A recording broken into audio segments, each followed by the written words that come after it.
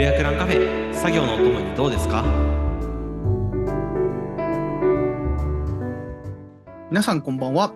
クレアクラン広報担当店長です。クレアクラン代表の神谷です。この番組はクリエイターたちが集まる喫茶店で隣の席から聞こえてくる雑談を聞き流しながらぴったり作業するみたいなことができるようにまったりとものづくり談義をお届けするクリエイター向けラジオです。今回は第1回目。はい、やっとオープンですね。やっとオープンです。はい、プレオープンを終えて、はい。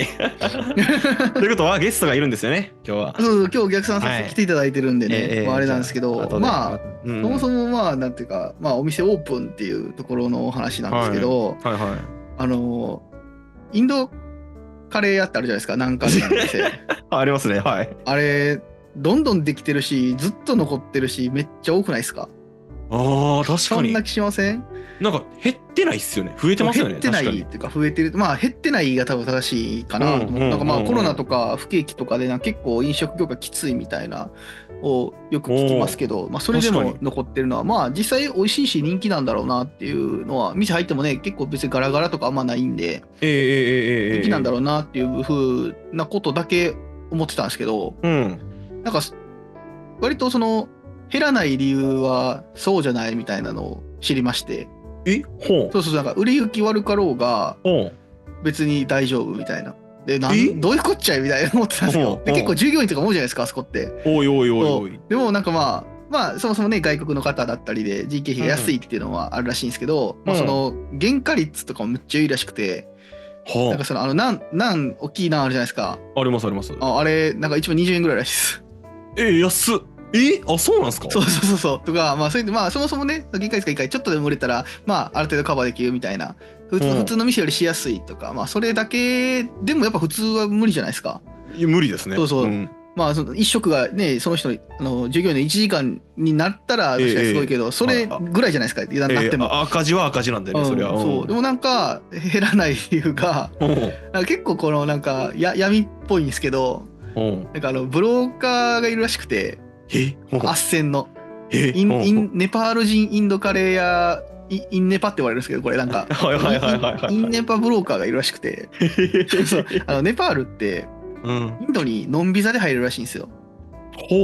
でそれでブローカーの人がもっと稼ぎたかったらインドでカレーの修行してこいって言ってネパール人を送り出して、でインドの現地でカレーを学んできて、その中でナンを焼ける人がなんかこれ一番特殊技能らしくて。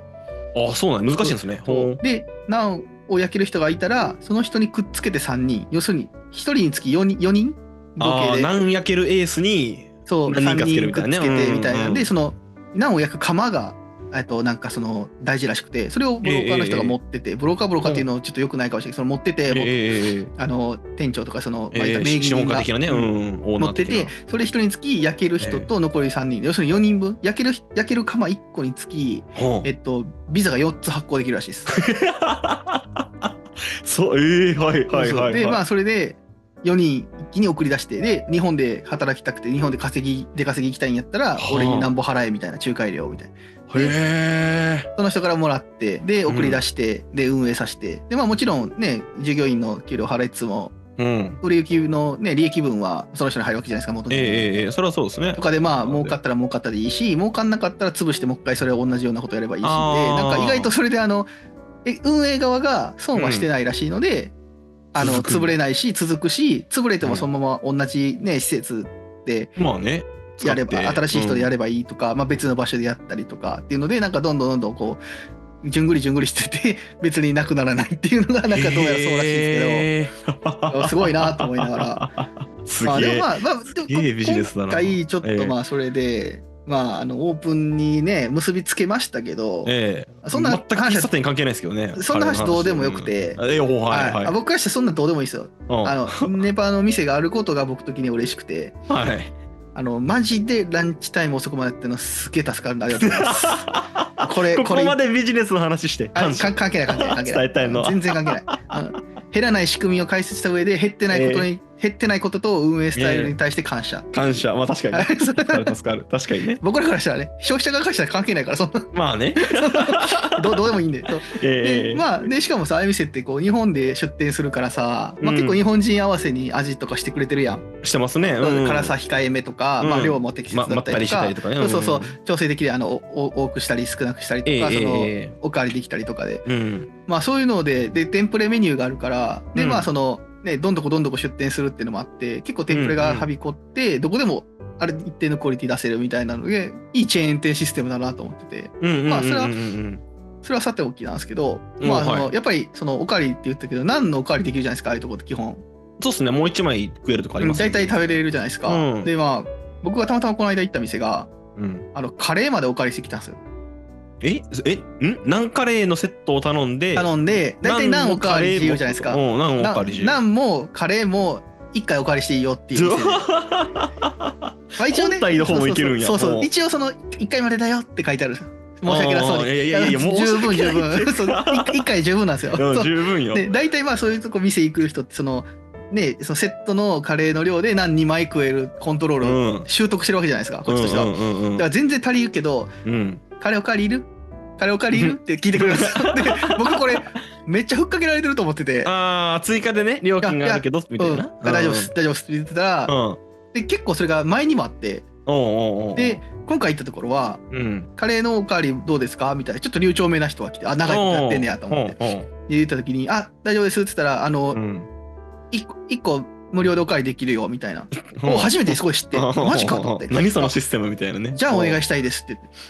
ちょっと贅沢めにね、いつもやったら半分ぐらいしかつけないカレーを浸してみたりとか、そうそう。ちょっと美味しく食べてたら、それで、それがまた、で、僕大体2種類カレー食べたいんで、わかる。2個セットみたいなの食べますけど、じゃあこっちがお野菜のカレーをおかわりしたいですって言ったら、あ、野菜でいいの？同じのだけどいいの？みたいな。どういうことって言ったら、選んでいいよとか言って。種類も変えてええんかいっていう。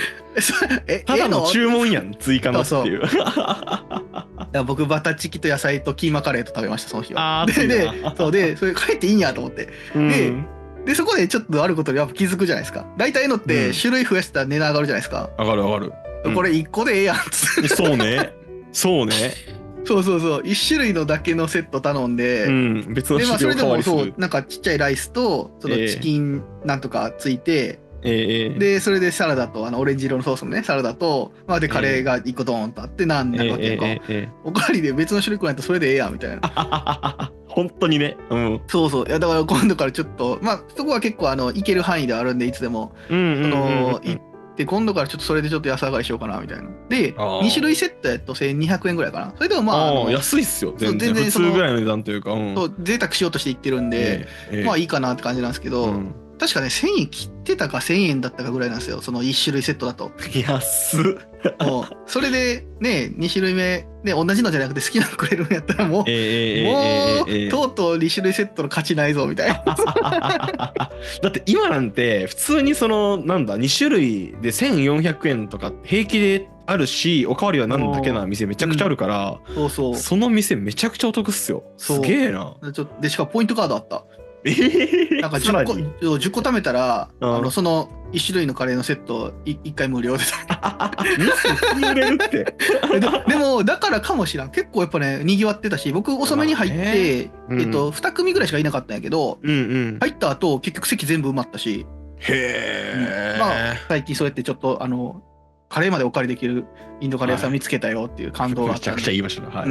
喋りたいなっていう。喫茶店全く関係なかった。最初関係ない。なんか店の成り立ちはどうでもいいよ。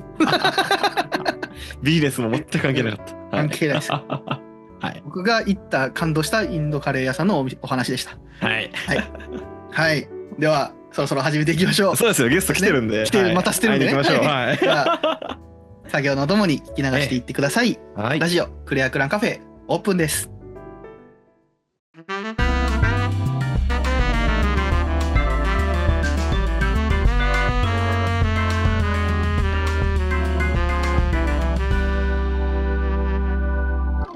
クレアクランカフェ作業のおともにどうですか？改めましてクリアクラン店長です。クリアクラン代表の神谷です。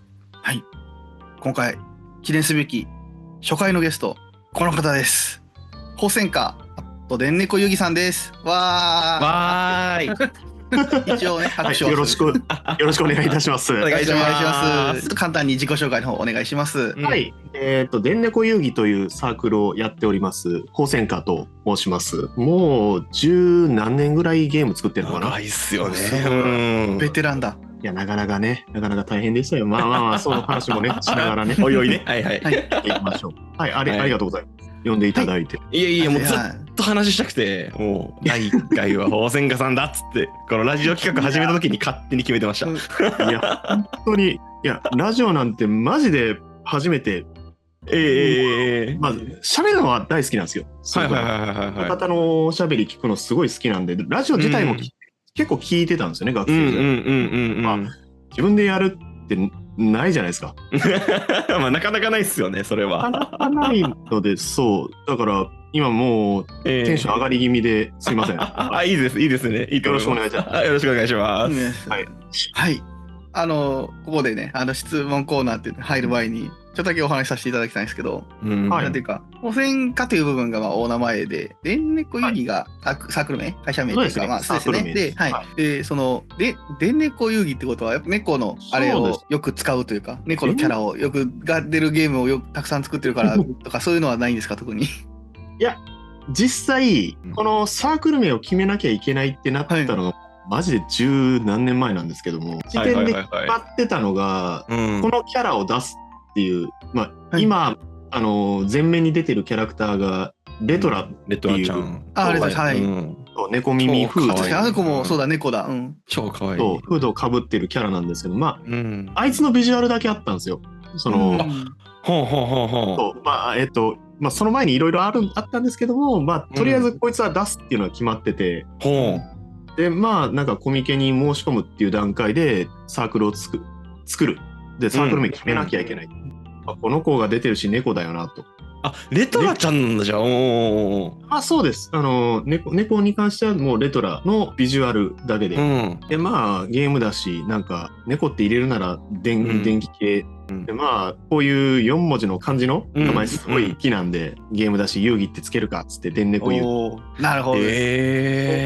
僕らは逆やったよね。サークル名があって、クリアちゃんが生まれてなってたんで。そうです。だからむしろ僕もサークル名考えるのめちゃくちゃいろんな案出して、先にサークル名決めてから活動開始してコミケに出ることにしたので、本当順番逆っすね。いいですね。いろんな成り立ちがあってね、ありますよね。名前って難しくないですか？めっちゃむずい。めちゃくちゃ言うてもこの後使うっていうのは決まってたんで、でもなんだろう、いきなりパッと出して、なんかその後も案いろいろ出したんですけど、やっぱ一番最初の方がいいなって戻ってくることがめちゃくちゃ私多いんですよ。めっちゃある。でんねこ遊戯も多分ね、その後なんか変えようみたいなこともなかったような気がする。とりあえず私結構多いんですよ。そのゲーム名とかもパッと決めて、あんまりもうここから変えないみたいなことが多くて、作ってるゲームに関してもほぼ開発の最初期に決めてしまって、メンバーにいろいろ案出してもらって。いいですね。無限オーロー角っていうやつなんですけど、そうですよね、今の。そう無限っていうのが夢と幻、オーロー角が桜の楼閣。めちゃくちゃいい名前じゃんと思って、おしゃれすぎてめっちゃ感動してたもん、これ見た時も。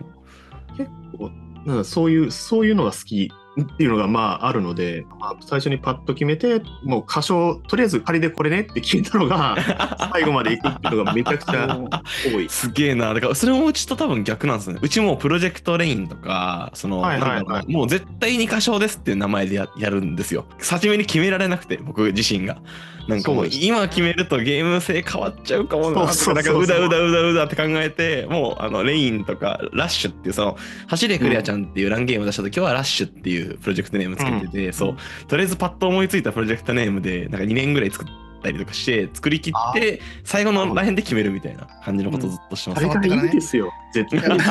いやいやいや、よしあしありますよ絶対。会社っぽい作り方やる。いやね。確かに。そう、もうそれで慣れちゃってるからな。タイトル口走らせんためのね。あ、そう。もう絶対に漏らすなよっていう。なるほどね。ラッシュとかレインとか言ってたらまあ言うてわかんないじゃないですか。そう。そうですね。はい。なるほど。ってことはあれですか、宝泉家っていうお名前も結構長く使われてるし、なんかそれも由来があったりするんですかね。これに関してはマジで中学生の頃に初めてそのゲームをプレイした時かな。あれか、カウンターストライクの名前をユーザー名、なるほどね。当時ってすごいもう MMO とかいっぱいあったんですよ。ちょうど黎明期なんかいっぱい出始めた、その韓国産とかのやつが日本にいっぱい入ってきて運営してるみたいなことが多くて、名前を決めなあかんなと、中学生のなんかかっこいいのがええなって考えて、花の名前かっこええやっつっていろいろ調べ、その中でパッとなんか図鑑とかで見て、宝泉家という、まず絵面がそう絵面がかっこいい、そう宝泉家っていう。でそこに花言葉が書いてあるんですよね。花言葉なんだと思います？花言葉。なんだろう。宝泉家の花言葉なんてわかんねえな。花言葉は、私に触れないでっていう。花言葉はもうぶっ刺さったわけですよね。いや、しびれるね、確かに。中学生特にしびれるね、これは。中二病真っ盛り。もう、今も中二病なんですけど。いや、わかる。クリエイターみんな中二病なんで。でも、もうこれだと。俺のための言葉だ。その後もう本当に長き間、もう中学、高校、大学、その後もずっと宝泉家、宝って呼ばれることもかなり多くて、もう、もうなんか、もうこれで変えようがないというか、変えづらいなっていう、今だとちょっと恥ずかしいんですよ。めちゃくちゃいいのに。いや、めちゃくちゃいいのに。宝泉家っていう名前かぶりする方、ちらほらいるんですけど、大体若い方なんですよ、すごくね。いるんすか、名前かぶり。います。なんだ。そう、エゴサをちょっとたまに、いや、あんま自分の名前ではしないんですけど、名前かぶりしてんなって方は大体めちゃくちゃ若い方です。方もいずれ多分消えていくから花のように散っていくんですよね。触ったら爆発しますからね。私のようなおじさんがこんな名前ですいませんっていう。いや。はい。もともとじゃあそのクリエイターネームとしてつけたんじゃなくて、ゲームのそのハンドルネームというかユーザーネームとしてつけたのが始まりだったんですね。そうですね。もう、なんだろう、ずっとカウンターストライクとかだとクラン戦とかをやってて、もうこの宝泉家、ひらがなじゃないんですよ。宝泉家漢字なんですよね。漢字で、しかも普通の宝泉家っていう、漢字じゃなくて、大鳥泉宝泉、っていうのがミソで、なんかちょっと下げる、なんだろう、ちょっとネガティブな意味を込めるのが、当時の自分的にはかっこよかった。めちゃくちゃしびれる3文字だな。てかもうこの当時から漢字を並べるこの漢字っていうか、あれが好きだったんでしょうね。確かに。そう、この当時からこれが好きだったんだってすげえ感じる。確かに名前もね、電猫遊戯もそのタイトル名もそうだったね。そう。うちの一番最初のゲームのレトラっていう、さっき言った猫耳のキャラが出てくるんですけど、そいつの技名とかも全部漢字なんですよ。漢字名でなんか月連残花か。かっこいい。なる切る花って書いて。そういうのが大好き。これって多分なんかテイルズとかでもあるんですけど、そうですね。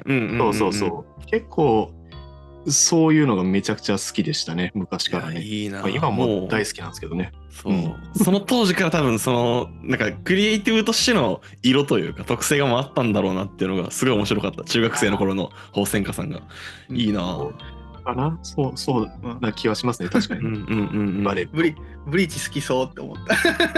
ブリーチはね、ブリーチはちょっと逆に乗れなかった。逆に露骨すぎましたか。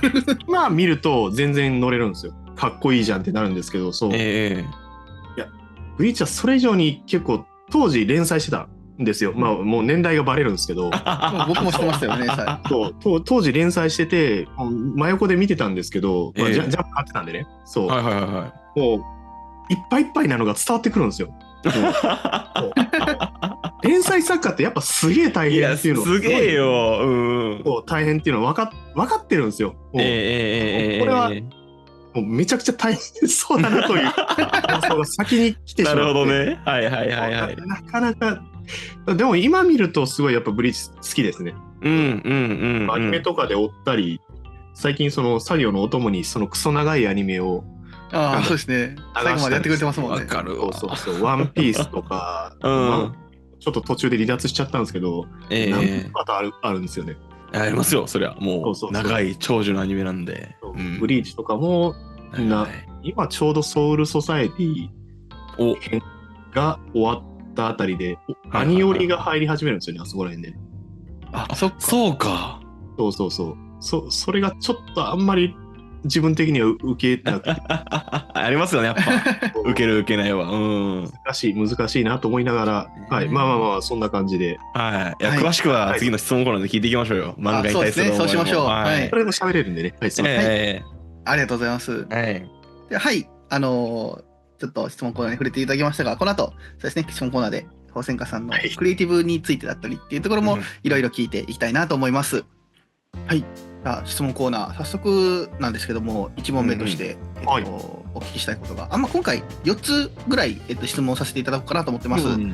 でその1個目なんですが、やっぱりこれはね聞いとかないとなっていうのが1個ありまして、何きっかけかっていうところですね。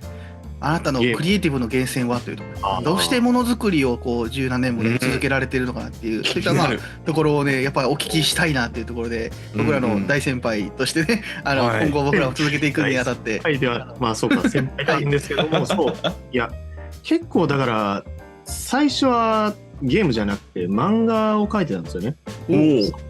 漫画を本当にいつからもう最初は本当に中学の頃のいわゆる教科書に落書きをするとか、そういうところから。独学みたいな感じですね。だからそれでいうとまあそうですね。ここにとかじゃなくて、もうその頃からずっと絵自体は描いてて、漫画を描こうと、そのあるじゃないですか、高校卒業するあたりで人生どうするのと何かしらでやっぱ作る仕事に就きたいという気持ちはあって、でも自分の学歴的にはあんまり良くないので、であればなんかどっか就職するというか、自分の作家性で頑張れる仕事、漫画家だなっつって、いわゆる家から飛び出て漫画を描いてた時期もありました。家から飛び出てっていうのは上京して的なノリってことです？そうですね。上京していわゆる友人とルームシェアをしたりして、ガチな生活をなんとか下げて、いやそうですよね。漫画家の始まりなんてもうそんなんですね、絶対。めっちゃ偏見だけど。すごかったですよ。最初の家、2階建ての家、すごい狭い2階建ての家を借りて、その3人ぐらいで住んでて、いい経験だったなと。それがもう漫画になりそうなぐらいの経験ですね。すごい寒いんですよ。壁がクソ薄くて、暖房つけてもその暖気、その暖かい空気が逃げちゃうんですよ。もうやばかった。もう今はもうそんな生活できないなと思いながら、じゃあ楽しかったですね、全然ね。漫画描いてコミケに出してみたいなこともやったり、やっぱ正直そこではあんまり芽が出なかったっていう感じでしたね。うまくいかない。そもそも漫画を完成させるってやっぱ難しい。ですよね。総合芸術なんですよ。やっぱりそうですよね。絵も大事なんですけど、ストーリーがやっぱ大事。プラスその紙面何ページにちゃんと収めないといけないっていうのがあって、確かに制限が強いな。構成力っていうのはめちゃくちゃ大事になるんですよ。その当時のトレンドとかをすごい調べて、これがいいあれがいいっていろいろやるんですけど、まあ今考えるとそんなことよりお前の好きなもん書けよって言いたくなるんですけどそうすげえ当時の自分にめっちゃアドバイスしたいですね本当に好きなもんを書け、お前の好きなもんを出せ、それで認められれば仕事にできるよって言いたい、でもむずいっすよね、それをちゃんと信じ込めるのって。なんかまあその当時はうまくいかないなぐらいだったんですけど、まあ、あるタイミングでその友達と、まあ、ゲーム作ろうぜっていうそのスクールで、スクールがまあ当時もうすでにパソコン版の、VXS かな当時出てたのは、これ使えばゲームできるじゃん、ゲーム作ろうぜって誰かが言い出してじ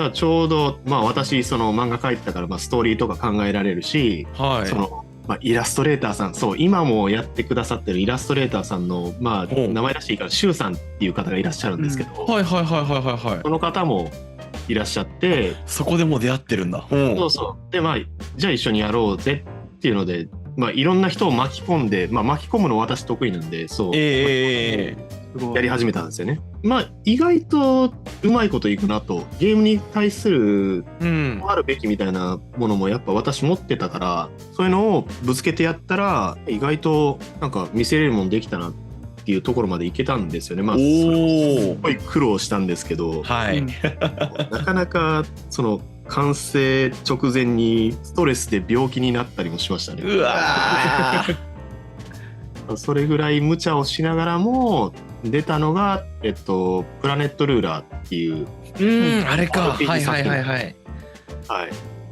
まあ、それがまあ意外とやっぱ好評で、評価してくれて、でそんなことあんまなかったんですよ、私の人生の中で。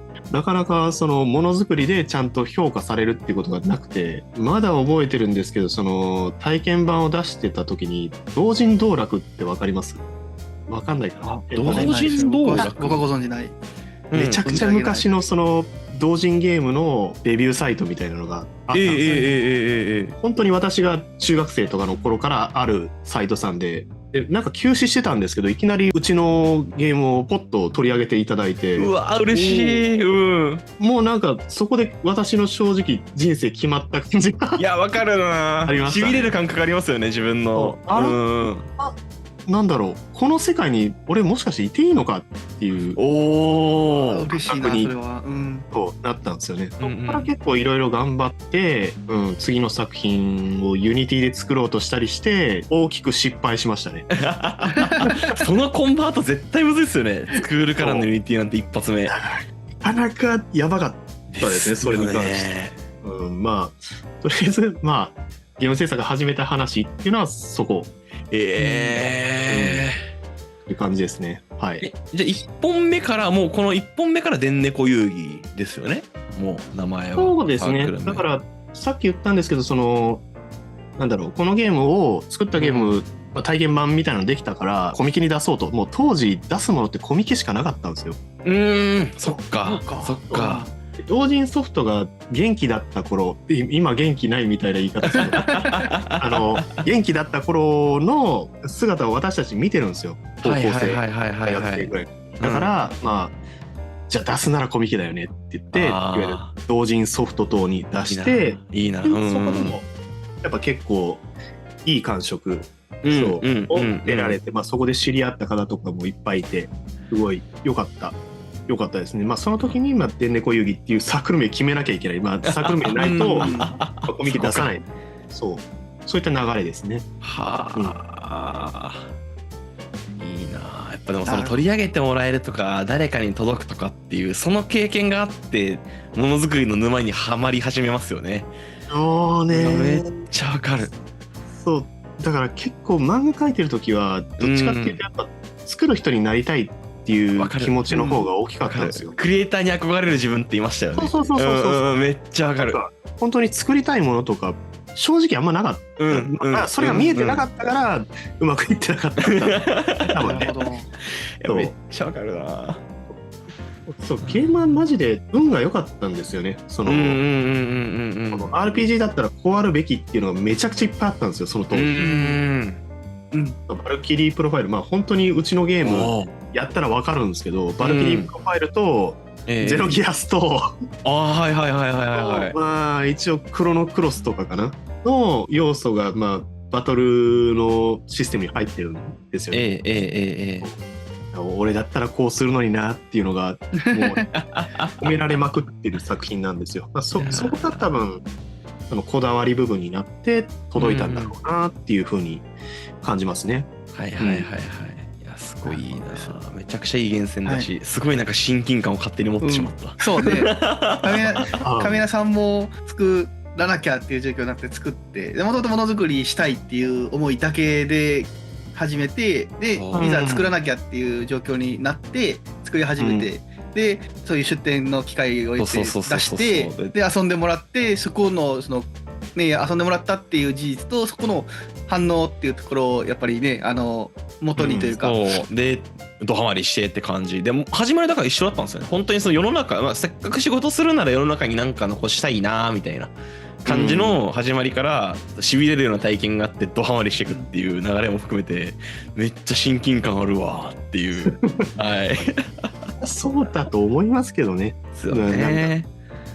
本当にあれですよね、好きでやってるだけみたいな人もいますけど、やっぱそういう人が真にこうクリエイターだったり世に出るっていうのはやっぱりそういう一回出してみて評価を得てっていうところの経験がないとやっぱり続かないというか、より高い熱量を持ってっていうのは難しいんで、とりあえず何か作ったらとか自分の手で生み出したら世に出せ見せろみたいなよく言われるじゃないですか。やっぱそういうとこなんでしょうね、やっぱり。いやあれ続かないというかもう大変なんですよね。大変。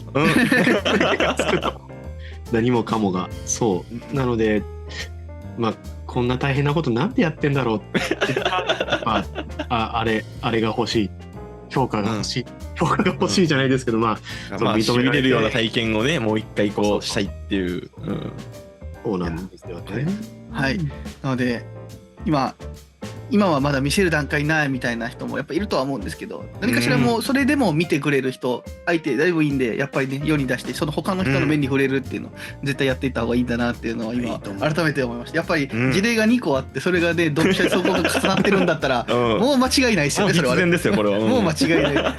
いやありがとうございます。いや本当にやっぱりクリエイターのすごいなと思う方たちはやっぱりそうやってなんだ最初はねやっぱりこうなんとなくで始めても最終的にはそこにやっぱり生かして、ゲームを作るということに、ね、対しての面白みをやっぱりピックする人もいらっしゃるかもしれないですけど、そこよりかはやっぱりその後ですね、作ったものがどうなるかっていうところにやっぱ重きを持たれてるんだなっていうのをいやっぱりそうなのかっていうところでやっぱり僕もやっぱりねこういう話させてもらったりとかするとそういう、今からだよみたいな方っていうのもいっぱい会うんですけど、そういう方にはぜひそういうアドバイスをねちょっと聞いた話なんだけどねっていうことでしようと思います。ありがとうございます。はい。でちょっと2つ目の質問なんですが、先ほど漫画を最初作ろうと書こうとして制作活動を始めたとか、先ほどねオープニングのところでお話しさせていただいた漫画家の苦労が見えるだとかおっしゃってたんですけど、やっぱりすごい漫画描こうとしてたっていうのもあったりとか、そもそも漫画が好きなんだろうなっていうのもすごく伺えたんですけど、特にこれ好きだぜとかめっちゃ読んでたなみたいなものとか、お気に入りおすすめっていうのをちょっと教えていただきたいなと。全然1個じゃなくてもいいので、おすすめ教えていただければと思います。もうめちゃくちゃいっぱいあるんですよ。そうでしょうね。そのゲームの源泉、さっき言ったその最初の作品のプラネットルーラーっていう作品の元ネタになったっていう意味合いで言うと、大泥棒ジンっていう講談社から出ている、ボンボンに連載されていた作品があって、結構その作品はいわゆるバディものと呼ばれるやつで、人間と、鳥の形をしたキール、人間がジンで鳥の方がキールっていうんですけど、そういう2人のドタバタ劇みたいなのがあるんですよ。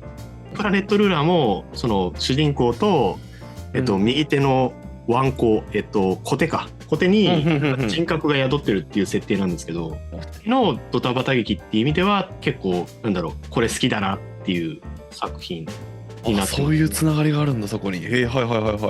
これね、オートロージンっていうのが、また、ボンボンに連載されてるから子供向けだと思うじゃないですか。はい、そう思ってました、今。はい。やばいんですよ。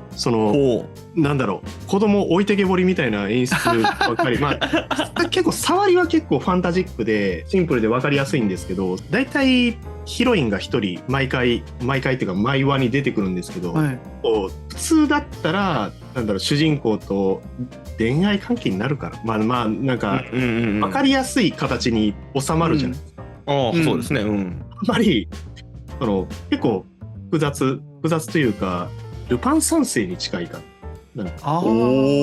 的には深すぎない、子供にしては。だからそういった作品で、まあ当時私も読み始めたのマジでどのくらいだったかな。小学生中学生の頃なんですけど、まあやっぱ背伸びしたい年頃なんで、そういうのを見ていいねってなるんですよね。絵のタッチとかも超かっこいいもんな。そうなんですよ。その後にその青年誌向けのキングオブバンディットジンっていう名前に変わって、そこからはもうバリバリ、もう絵とかもめちゃくちゃ進化して。あ、なるほどね。違うんだ、やっぱそこは別のシリーズっぽくこうやってるって感じか。そうですね。正直ボンボンに連載してた方がもうちょっと子供向けてるかな。感じではありましたね。私が好きかは多分派閥に分かれると思う。はい。でも両方好きなのが真のファンって感じですね、多分この感じは。そうでしょうね。両方好きですけどね。ですよね。この宝仙家さんそうなんだろうなと思って聞いてた。どっちも大好きです。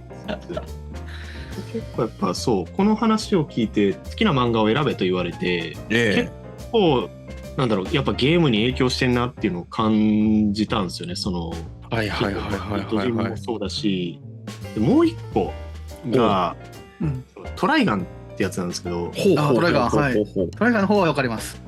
アニメにもなってるやつで、私は結構漫画原理主義者なんで、まあアニメも好きですけどね、結構あれ別物というとあれですけど、ちょっと違うんで、漫画のトライガンと、あとトライガンマキシマムかっていうやつがあって、これはどういう話かっていうと、 SF プラス西部劇の話なんですね。で、うちのゲームもファンタジープラス SF なんですよ。こういうのがやっぱ好きなんだなっていうトライガンとか、トライガンっていう作品の中でこれ若干ネタバレになるんですけど、まあ昔の作品なんで、大丈夫でしょう。人類が移民船を飛ばすんですよね。他の星へ飛ばして、いろいろあって、入植に成功した、反成功したみたいな形の話なんですよね。結構いわゆる入植する前の文化の方が発達していて、入植した後は西部劇のような、ちょっとなんだろう、文化がちょっと衰退しちゃったみたいな方向になっているっていう構図もうちの作品と同じなんですよ。へー。これ私意識してやったわけじゃなくて本当になんか好きな作品からもう好きなものをかき集めてさっきの言った最初の作品なんだなっていうのをすごく感じて、確かに影響を受けるってやつですね、好きな作品から。すごいな。受けてますね。へー。ただ漫画2つがすごいなんだろう、ちょっとこうワイルドでかっこいいっていうような振りのものが今の2つかなと思っていて、ただ宝仙家さんのって結構可愛いの方に強い作品なのかなと思って、タッチに関してはやっぱ独自のあるんですか、これにが影響してるとか。なんかどうなんだろう。いや正直かっこかわいいはエトラ固有の属性なんだね。女の子のヒロイン的に終わるべきみたいなイメージの凝縮ではあります。どこ由来なのか確かにあんま考えたことなかったな。本当にもう宝仙家さんといえばこのレトラちゃんのこの感じが僕の中ですごい刺さってるというか、やっぱずっと強くあって、で、そうだから多分なんかまあ少なくともものづくりしている以上は何かしらこう源泉があるというかね、引き出しのそう根本があると思うので、どこなんだろうって今聞いててよりこう気になりましたね。確かにな。あんまりヒロイン像に関してもかなり思うところはある。その可愛いだけじゃ嫌なんですよ。可愛いだけじゃダメなんですね。そうよ。立ってほしい。並び立ってほしいんです、私。ああ、いいな、いいな、わかる。守られるだけの人じゃいてほしくない。それでいて、まあ、その、ちゃんと自分が可愛いことも自覚していて、うまく使う人が好きなんですけど。フェチだな、わかるな。あれ今、脳内検索、そのヒロイン像を脳内検索してますけど。どうだろうな。でもさっき言った大泥棒ジンのヒロイン、その前は出てくるヒロインはでも実際そんな感じのヒロインは多いかなって感じはしますけどね。なるほどね。芯を持っていて結構なんだろう、体制に反抗している方が多くて、それを、そのさっき言った主人公が助けるみたいな筋が多いんですよね、やっぱりね。はい。もしかしてそれなのかな。そうかな。なんかこれも全然意識してませんでしたね。いやでも面白いな。いやいいですよね。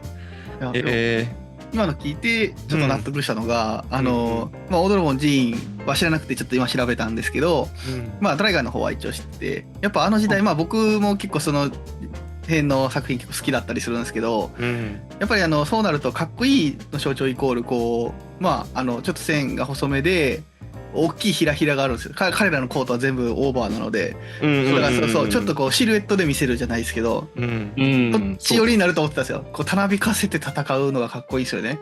けどあんまりこう揺れるものないじゃないですか。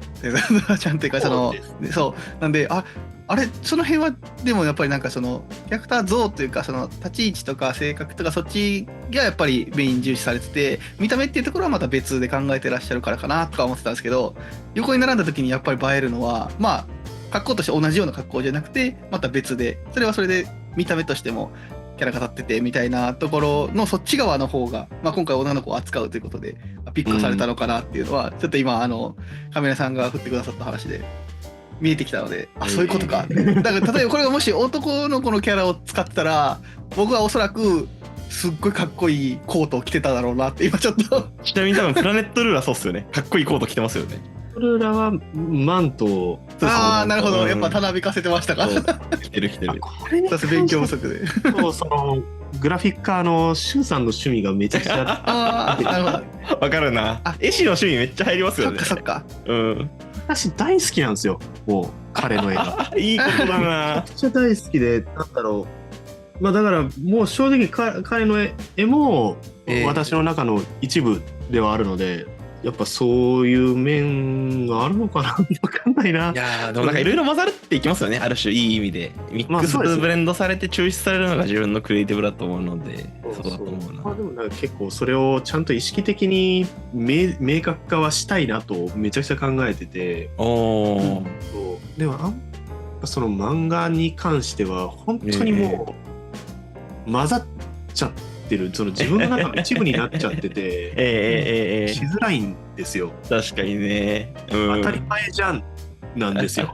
こびりつくんですよ自分のそこに。言葉にしなくても分かるだろうっていう感覚になっちゃってて、それめっちゃ良くないなって思ってるんですよね。難しいけどな、もうそこまでいくと難しい。はい、まあ、トライガン、2つ目はトライガン、3つ目がちょっとこれ化色変わって、東京トイボックスってわかりますかね。知ってる。知ます。素晴らしいですね。そうゲーム会社の話、めちゃくちゃなディレクターがっていう話、あれ死ぬほど好きなんですよね。そうなんだ、わかる。でももうあんなやつ上司にいたら嫌ですけど決め台詞が仕様変更だですからね。だから一部仕様変更するって言って家を切るから今考えるとふざけんなっていう、なる。やめろじゃない、それをもっと早く言え、ね、そうあともっと申し訳なさそうに言えっていう、そう面白くなるから仕方ねえだろって言ってもあそうだけどっていう絶対なる。そうわかる。やっぱなんだろう、ゲームの面白さってそういうところあるよなってある今でもやっぱ思っちゃいますよね。やっぱ癖というか、その人が持っているこだわりが込められないと伝わらないんですよ。伝わらない、それをやっぱゲーム会社、あれ結構ちっちゃい会社ではあるんですけど、そのちっちゃい会社でちゃんと発揮するためにはああなるよねっていうところをすごい、リアル半分リアルにすごい書かれていて、であれを読んだのがもう本当に中学高校ぐらいの頃かな。そうか、これ結構前の作品なのか。そっか、かなり前なんで、なんだっけ2004年とかだっけ。あ、そうなんだ。そうだった気はする。そうだとすると大学生ぐらいか。はいだから結構なんだろう、ゲームを作ると決める前に読んだ。でこれを読んで結構ゲーム開発に憧れはしたんですよね。そうだからある意味これもこれを読んでいたからゲーム開発やってみてえなって思ったのかなっていうので、いや確かにな。そうルーツにある作品かもしれないなと思うので、ちょっと今回挙げさせていただいたって感じ。いいと思う。てかいいですね、今上がった3本どれも欠けてたら多分今の宝泉家さんがいないんだろうなっていうそうちょっと違うものになってそうですよね。確かにそうかもしれないですね、これに関してはね。面白いな。そんな感じですね。漫画本当に漫画はねいくらでも出てきます。なんか20って言われても多分あげられます。そんだけね漫画に真摯を向き合いつつこうやって作品吸収して落とし込んでアウトプットまでできてそうっていう方じゃない僕らでさえ20個って全然出せますからね、漫画の話は。ここでも出せますよつってこれのここがかっこいいみたいだから自分でねまとめられてなくても一個一個のことなら全然喋れるんでやっぱすごいですよね、漫画って。そうですね。いや本当に漫画ってめちゃくちゃいいメディアでバランスがいいんですよ。小説だと具体性にちょっと欠ける、それがいい。想像力、読者の想像力で補う範囲が広いですよね、小説の方は。漫画の方がもうちょっとビジュアルに訴求できるというか、いわゆるタイムライン的演出もできるじゃないですか、映画的にできますね。ただコスト的にはやっぱ書きやすい映画よりは安いとは言わないですよ、安いとは言わないまだね、作りやすい方、すっごいコスパのいいメディア、いろんな意味で読みやすい、伝わりやすいで、作るコストもそこそこ低い。確かにかかる人数で言ってもね、まだやっぱ映画に比べたら全然少ないというか。そうなんですよ。でゲームと比べてしまったらもうえらいことじゃないですか。えらいことですよこれは。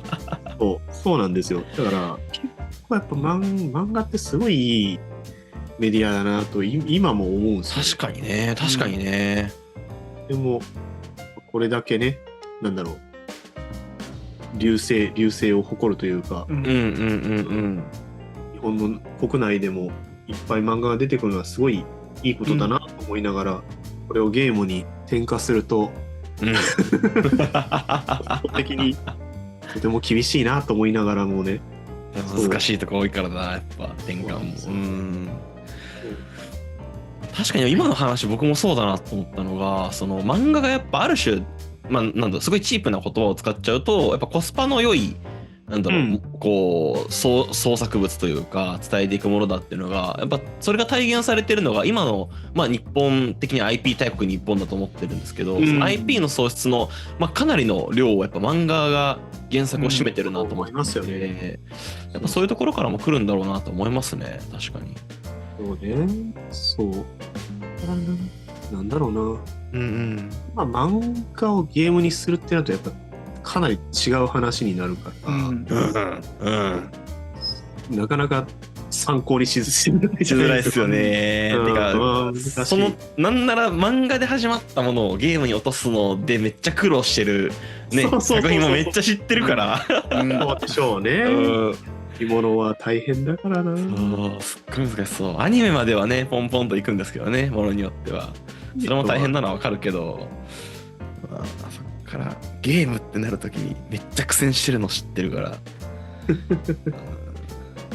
難しいよな。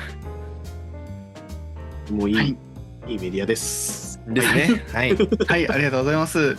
そうですね、漫画についてすごい熱量のある話していただいてありがとうございます。ありがとうございます。暴走気味でした。いや最高です。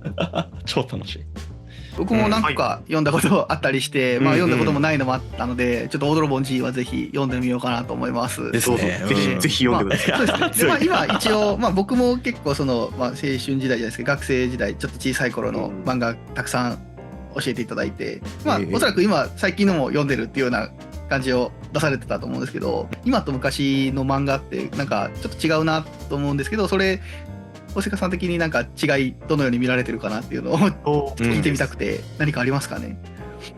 私が昔見てた漫画っていうのが主にジャンプだったんですよ。はい。ジャンプに乗りたいっていうのがあったんですよね、正直。はいなるほどね。正直バクマンの影響ですね。わかる。バクマンを見て、いいじゃん、こういうのだよ、こういうの、そのアニメ化が目標でっていう、女の子云々は置いといてですね。あずきちゃん可愛かった。すごいめちゃくちゃ好きな漫画なんですけど、やっぱ最初のまず読み切りが載るんですよね。載ってでアンケ取ってアンケの評判よくて連載で連載に行ったけどもアンケ結果によってはなんかすぐ打ち切られるみたいな、アンケート至上主義というか、そうなると結構やっぱ最初ってめちゃくちゃ大事なんですよ。今も大事なんですけど、昔は特にもうアンケ取れなければ終わっちゃうので、だから作品の全体的なその完成度というよりかはインパクトとか受け、面白操作がやっぱめちゃくちゃ重視されてたと思うんですよね。で私もそれで育ったので、漫画ってこういうもんだよなと思いながらずっといたんですけど、でも最近の作品、特に思ったのが「鬼滅の刃」なんですけど、社会現象になりましたからね。ここまで言って私鬼滅最後まで読んでないので、これはやめてほしいですけど、アニメで見てるのでね。これから映画も始めますし。そうなんですよね。ですぐ終わったじゃないですか。そうですね。人気絶頂の時にやめましたよね。あの終わり方ってその昔のジャンプだとあんまり考えられなくて、なんか人気のあるやつはずっと続けるし、なんかそこら辺からすごくその作り方変わったのかな。いわゆるその作品の全体の完成度をした上で、きっちり終わらせて人気絶頂のまま終わったものをリピー展開していく形の方がうまみあるなっていう風ななんか判断になったんじゃねえかなってすごい思うんですよね。確かにね、最近本当つってこう引きますもんね、完結ってなると。そうなんですよ、確かにね。だって今そういうので残ってるのってワンピと、ハンターハンターとハンターちょっと違う理由でずっと続いてそうですね。そういうビジネスモデルから変わってきてるなっていうのはすごい顕著に感じる。感じますね。そうですね。はい。成功事例がやっぱ増えてきたから、経営層的にもなんかそういう判断しやすくなったんでしょうね、漫画側というか出版社が。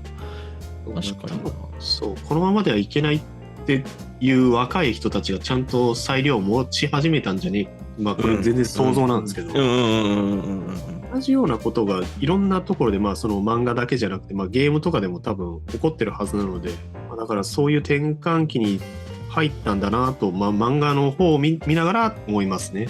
確かにね。なんか下手にその1話でめちゃくちゃキャッチーにしないといけないとかも今はなさそうですもんね。やっぱじわじわ後から人気出てくるみたいな作品もめっちゃ多いから。なんか 3話までみたいなのがなんかね、アニメから流行り、漫画も3話まではちゃんと読もうみたいな。そうね、3話まで無料で読めますみたいなそのアプリサイトとかも増えましたもんね。増えた。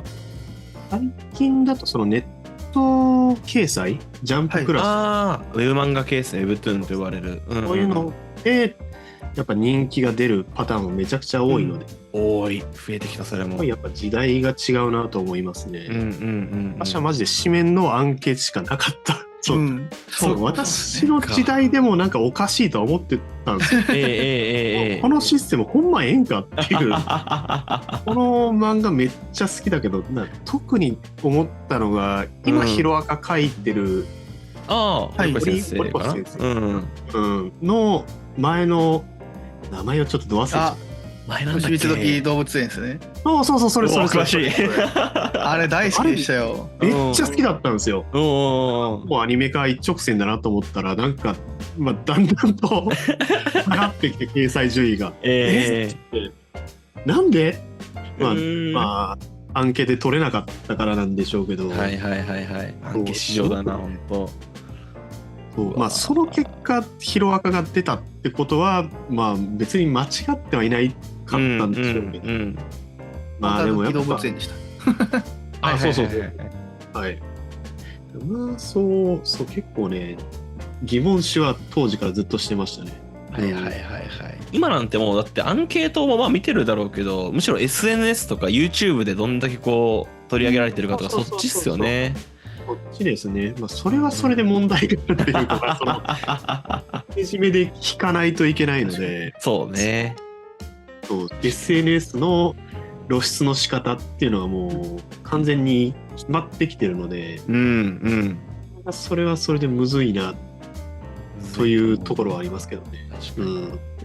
漫画だとそれこそバックマンの新妻英治のセリフで絶頂でやめろっていうのもありましたし、あとはあれですよね、そのぬらりひょんの孫とかジャンプ掲載から外れましたけど、単行本が売れすぎてたんで結局どっかの雑誌で続けるとかあったりとかありましたね。銀魂もね、あれはやめさせないためかもしれないですけど、最終は結局引き伸ばしてなんかやってましたもんね。とかああいうのもあったりで、なるほど、確かに変わってますね。そう。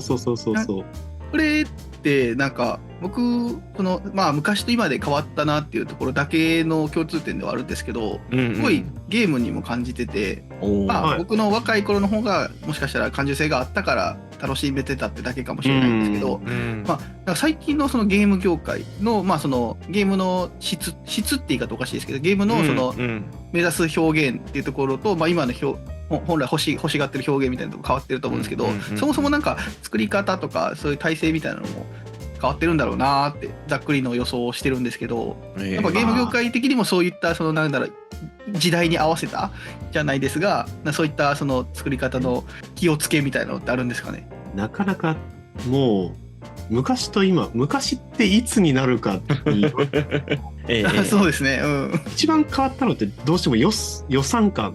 今会社がゲームを作るってなった瞬間にすごい規模になっちゃうんですね。一大プロジェクト、億単位ですよね。もうちっちゃいゲームを作ろうって言ってもそれ売れんのってなっちゃうと思うんですよ。会社で言うとね。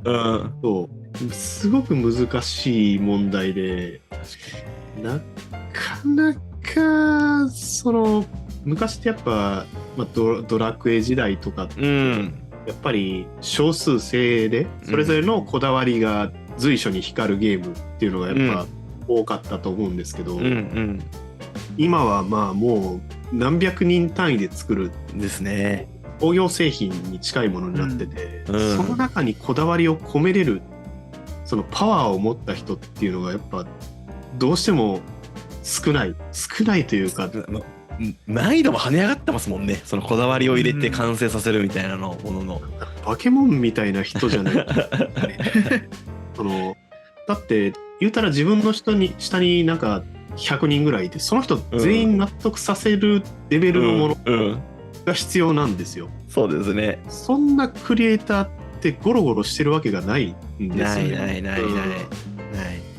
非常にその条件をクリアして出てるのが、まあ多分今の AAA タイトルだとは思うんですけども、やっぱなんだろう、昔に比べるとそういうこだわりが光る部分っていうのは薄まっちゃうよねっていう感じ。まあ、その代わりやっぱ別のとこで勝負してるのが、まあ今の印象ではありますよね。物量だとか、まあそのグラフィックスのクオリティ、そうクオリティ感だとか、その立地感というか買っていったかなと思わせる工夫はまあいろいろできるとは思うので、なかなかまあ難しいとしか言いようがない。わかる。ある種その企業がそういうクオリティとか物量にある種その勝負の仕方をシフトしていくのが強まれば強まるほどこうインディーというのが輝き始めましたよね。そうなんですけどね。この話をするための振りみたいな感じになっちゃう。そう。実際そうなんですよ。そうですね。周りにインディー作ってる方いっぱいいますけども、やっぱ作りたい人ばっかりなんですよ。これがやっぱいいよねっていうのを持ってるやつらばっかりなので、それがまあやっぱ小規模だと出やすいというか、だってね倫理通す必要がないんで。ない。経営層に説明する必要もないので。そうないんですよ。その人自身が経営層なんでね。そのまま出ちゃうんですよ。それ結構よしあしであるんですよ。わかる。なんか凄まじい荒削りなものも出ちゃうってことなので。そうだからまあ全然なんだろう、よしあしであるんですけど、やっぱそういう昔ながらのゲームが好きな人っていうのにインディーはやっぱ全然刺さる余地が高いなっていう感じはしますね。すごく。本当にそういうなんか相反するものじゃなかったはずなんだけど、まあ特色としてやっぱお互いねインディーとある種そのまあプロというかまあでかい企業が作るゲームとっていうのがそれぞれの道を歩み始めて、ある種その違うものになってったなっていう感覚が僕の中でもあって。すげえなっていう。なんだろう、会社の中で頑張ってる人もいっぱいいると思うんですけどね。いやそう思う。それは全然そう。なんなら僕は多分2つのわらじを履いてる人間。そうですよね。そう。両方見ててやっぱすごい両方の葛藤がわかるっていう。そうだと思うんですけども、やっぱ売るってなると、売るとなる瞬間に保証しなきゃいけないんですよね。売り上げを。こんだけ売れないと採算取れないよね、採算取れないものにお金出すわけないよねっていう話になっちゃう。なっていく。やっぱその一緒に作る300人を食べていけるようにやっぱお金を儲けないとダメなので、まあなかなかその個人のこだわりで保証できるパワーってね。難しい。どんだけいるよっていう。難しい。そう。いるんですけどね、実際ね。います。スタークリエイターやっぱいるので。そういう人も多分いきなり何も実績なしに出てきても多分承認されないじゃないですか。されない。実績があるからこそ、この人だったら大丈夫っていうのがあるんですよね。そう。でもやっぱ実績ないけど、めちゃくちゃいいもん作るよっていう人はいるはずではある。いるはず。今なんて特にむずいじゃないですか、実績を作っていこうと思うと。やっぱなんだろうな、さっき言った通りお金を儲けていく必要があるってなってくると、どうしてもその新作でっていうよりかは IP を使ったりとかシリーズものをっていう方が、まあなんかその経営層的にもやっぱって首をこう縦に振りやすいというか、だっていう構造だと思うけど、それでいいものを作ってもあんまそういうスタークリエイターと呼べるところには行きづらいというか、だからすごくなんか新しいね、そういうスタークリエイターが生まれるのも企業側はどんどんこう難しい環境になっていっちゃってるんだろうなっていうのはすごい感じますね、個人的には。そうですね。やっぱインディー初の、なんだろう、すごいやつがポツポツやっぱ出始めていて、出始めてる。いいなと思いながら憧れますよね。やっぱ僕もすげえなと思って、なりてえなと思いながらも、そういいことだと思いますよね。そういう人がまあちゃんと裁量を持って、まあ、でかいゲーム作るのもいいし、ちっちゃいゲームを作り続けるのもいいしっていう形、なかなかそれやっぱ企業からでは今のところ出せそうになさそうなんですよね。それがちょっと悲しい。なんとかなんねえのかなってすごい思うんですけどなんかでも今すごいその国内はちょっとしんどいなっていう局面が続いてるんですけど、逆に言うと国外に視点を広げるとなんか、面白い動きだなってやっぱ思うのが、まあ当然こう韓国とか中国とかっていうのはやっぱすごい日本にいろいろと向けて日本をターゲットユーザーにしながら結構いろいろね、フェチとか癖を詰め込んだ作品をぶん投げてきてるなと思っていて、そうですよね。これがいやでもあれもいわゆるまあほよばあさん、ほよばあさんとかも最初は結構小さい同人ゲームサークルみたいなところから始まったっていうのを見たんですよ。あ、確かにそれなんかどっかで僕も記事見たわ。そうなんですよね。だからそれがあそこまででかくなれるそのシステム自体やばいよねやばいすごい。その結果そこで仕事してる人たちがすげえ大変な目に遭ってるっていうのも聞くんででしょうね、忙しいと思うよ本当に。あれはめちゃくちゃ大変だっていうのを聞くから、まああれなんですけど、そうだからどっちかっていうとそっちなのかな。その、いわゆる癖をちゃんと持ってて、なんだ作れる人たちにちゃんとお金がいってるっていうのがすごい素晴らしいことだなっていう。そうですね。なかなかそれと同じようなこと日本で起こった事例、まあだから本当にタイプムーンさんとかぐらいですね。そうでもそのレベルの話ですもんね、あれってね。だと思う。まあ上げれば何個かあるかもだけど、やっぱ経由ですよね。その流れで、大きくなれてるのって。中国の中でも、まあ、凄まじい成功例の一つなのでだと思いますよね。まあっていう感じではあるんですけど、最新作やばいじゃないですか。全ゼロはねえぐいでしょやばいんですよね。もうマジで学びしかない。ないアニメーションなんだろう、質のいい先生が 5,6 人もっとかなもっとの数なんか作ってるので、もう全てにおいて学びなんですよ。そうだからあんだけ癖を詰め込んでるけど、あの規模感でものづくりをしてるっていうのが僕結構初めて見たって言うと大げさかもだけど、でもそのレベルで衝撃を受けて僕も、そうですね。どうやってやってるんですかね。だからチームマネジメントとかその組織体制から知りたいっていうのはやっぱすげえ思う。すごいね。いや、やりたいっすよ。なんで日本に会社があれできないのかなってすごい思っちゃう。もう仕方ないと半分分かりつつも、なんかやってほしいという気持ち。わかる。悔しかったっすよね。全然見た時にすげえっていう思いと、これ日本で出したかったなっていう気持ちがやっぱあって、僕も文脈自体がやっぱ言うても日本初じゃないですか。まあ、ジャパニメーション的なものを含めて、そう。日本のそのコンテンツ大好きだっていうのをすごい知ってる。なんていうか、取って代わられちゃってるんですよね、もうね。悲しい。悲しい。ブルーアーカイブとかも悔しかったもん。日本に受けるように作りましたって言われて、ですよねっていう。でもこれうちが作んないといけないのと思いながら、悔しい思いしながら見てたもん。そういうどうなんでしょうかね。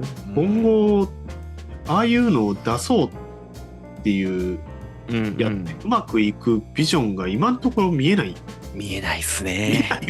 見えないっすね。そう、すごくね。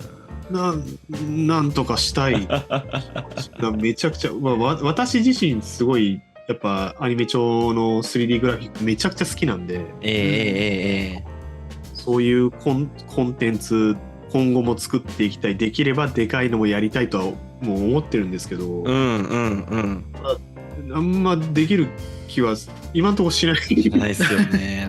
日本人が300人集まってそういうなんだろうなものづくりしきれるかってなった時に結構まあなんだろうな特性的にというか日本人の特性的なところも踏まえるとやっぱすごくこうより難易度が高いように感じてもいて、感じますよね。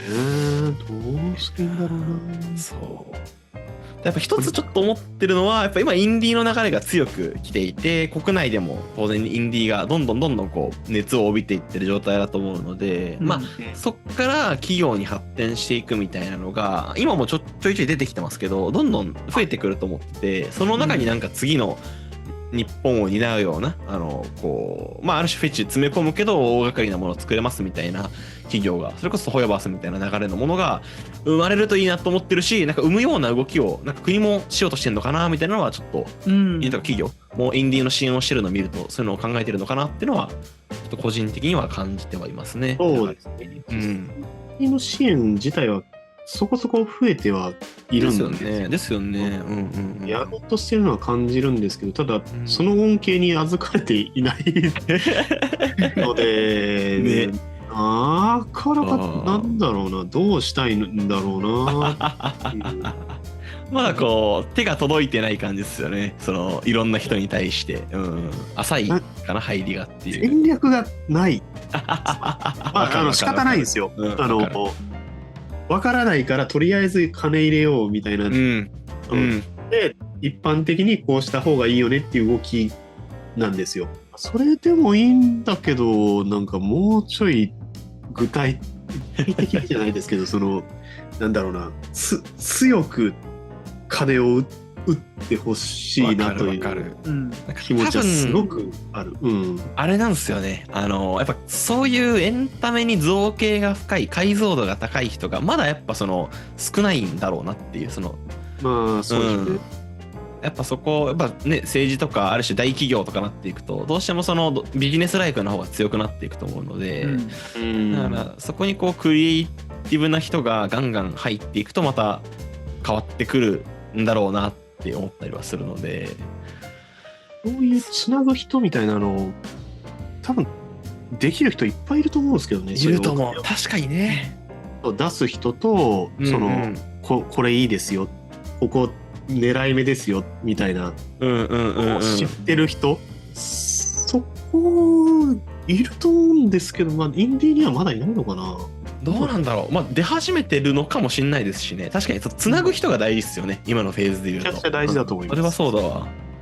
金出す人は別に知ってる必要はないんですよ。自分の信じてるものに出すだけなので、そういう人たちは。そういう人たちを説得できるプロデューサーがやっぱりプロデューサー職の方。確かに強いプロデューサーを育てないといけないみたいなのが今課題かもしれないですね。国で言うと。確かにな。それやり始めるともうインディーから抜け始めるんですよね。確かに。インディーに地に足つけたままそれをやってくださる方々。確かにな。欲しい。もうないものねだりしかないですけどね。こんなのね。頑張って僕はそうなれるように頑張りますよ。お願いしますよ。はい。一応二足のわらじを履いてるのもなんかそういうのはちょっと思いながらやってるつもりはあったのでまだまだ全然弱いし名もなき何者でもないですけどちょっとそうなっていきたいなっていうのはそうありますね。みんな渇望してますよ。どうにかしてこのインディーで生きていきたいっていう人たちはやっぱいるんですよ。いやだと思いますしそれはやっぱ素晴らしいことだと思っていて、そういう人たちに仕事辞めてこっち来いって言えない。言えないね。今言えないよね。どうしても当たればいいですよ。当たればいいですけど、当たんなかった時もうすごいことにねだってもうなっちゃうので、声優とか芸能人と同じ世界じゃないですか。売れてるのはよく見るし今インディー熱いのは分かるけど、氷山の一角すぎて、その下にね光が当たらない人たちがたくさんいるのも知ってるから、そういう人たちが安心してポンポンといろんなものを出せる環境があるとめちゃくちゃいいなっってまあちょっと甘いって言われるかもしれないですけど、多分そっちの方がいいと思うんですよ、インディーには。本当に思う。でまあそのなんだろうな、クオリティが低いとかそういうのがあるんであれば、それもフィードバックできる人をつけて支援をしていくっていうのがある種、お金だけ出すんじゃなくて本当に国のことを思って IP のことを思っての支援だと思ってるので、なんかそこも改善するのとセットで踏み込んできてくれるようなビジネスライクな人、プロデューサーがいるんだろうなっていうのはすごい今思いますね。そのインディー作る人たちって、ゲーム大好きなんですよ。そうじゃないとそんなとこ行かないんですよ。行かないだから聞ける、もう気兼ねせずにそういう人たちに聞けばいい。このゲームあんま面白くないんですけど、面白くないんですけどって言わないと思いますけど、どうしたらよくなりますかねみたいなね。まあそれなりの答えが絶対返ってきます。くる。マジで、いや、そのみんな優しいんですよ、本当に。優しいっすよね、インディー界隈。本当に。わかる。みんないろんなことその遠慮しながらね、その言ってないように。傷つけてほしいならば傷つくように言ってくれます。言ってくれる。両方多分言ってくれるので。できる。そういうなんだろうな、みんなで集まって作品を良くするっていうのは全然可能ですし、その人のこだわりをよりよく見せる方法みたいなのも多分言い合えるんですよ。やっぱあんまりそういう文化がなかったじゃないですか。なかった。クリエイティブ界隈っていうとちょっと私あんまりそのゲーム以外を知らないのであれなんですけど、結構ね力を合わせること自体できるはずなんですよね。と思いますよね。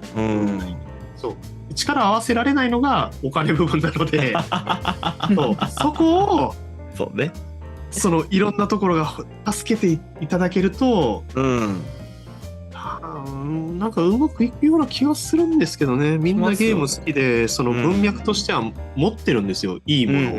やっぱりこういうものが好きだったとか、昔のゲーム良かったよねとか、やっぱみんな持ってるんですよね。そういったところをうまく今のコンテンツに転化するじゃないですけど、そういう働きがうまく回ればもっと強くなれるというか、正直今、スタープレイヤーがポンと現れるの待ってる状態なんですよ。そうですね。本当にそう。でまあ実際現れてるんで全然いいと思う。そう最近だとね、集英社さんの都市伝説解体センターやってますよ。僕もう見ただけでわかるじゃないですか。スタープレイヤーですよ。おわってなる。そうあのレベルのスターを待ってるんですよね。そうじゃなくて、ないお金入れて待つだけじゃなくてっていうね。わかる。という気持ち、私自身スターじゃないのですごく思うんですよ。でスターじゃなくても戦える。いや本当にそう。本当にマジでそうなんですよ。なんでそういうところでの支援お願いしたい。何に向かって言ってるのか分かんないですけど誰かに届きますよ、このラジオが。本当にマジで思うんですよね。分かる。そうただまあなんかいい風向きではあると思ってるので、そこを含めてすごいインディーが今徐々に界隈が熱くなってきてるっていうのは、本当に感じてるので、まあ遠くない未来でそういうね幅広い支援が起きる。それは金銭的なものもあれば、そうじゃないクリエイターに対してのクリエイティブに対する支援も含めてっていうので、やっぱ仲間集めが大変とかもやっぱあると思うので、その辺も含めた支援とかが徐々にできるといいなっていう感じですよね。かな。思いのほか深い話まで行ってしまった。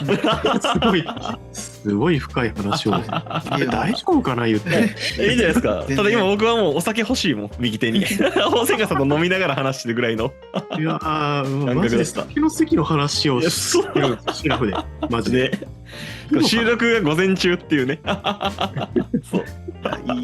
いい話でした本当に。ゲームの作り方っていうところがそのね、技術とかそういう風なこう思考を取り入れてとかではなく、もう環境から本当は合わせていった方がいいっていうところがやっぱり今現にゲームを作られてる、ご自身でゲームを作られてる方だったから出てくるっていうのはやっぱり本当にそういう点が困ってるんだなというか、そういう点さえ解消すればもっと良くなるとか、そういったところの思いがすごく聞けて、とても勉強になりましたというか、そういう状況なのかとか、そういうあれなのか、ここに逆に言うとね、すごい大輪が花開く可能性のある種が落ちてますよっていう宣伝にもなったので、とてもいいお話だなと思いました。ありがとうございます。ありがとうございます。